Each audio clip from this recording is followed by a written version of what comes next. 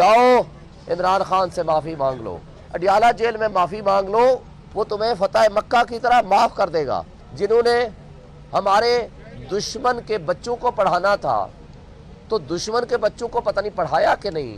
میں ان سے سوال کرتا ہوں کہ اپنے بچوں کو آپ اپنے عمل کے ذریعے یہ بتا رہے ہیں کہ آپ ڈاکہ ڈالو، یہ جائز ہے۔ کیا ایک شخص کی دشمنی میں آپ کی آنکھیں اور کان بند ہو چکے ہیں؟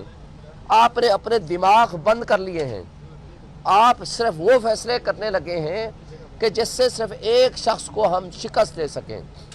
آپ اس ایک شخص کو شکست نہیں دے سکے۔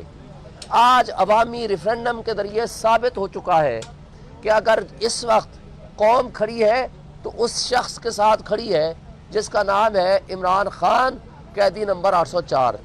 میں ان کو کہتا ہوں غیرت سے تم لوگوں کو ڈوب مرنا چاہیے۔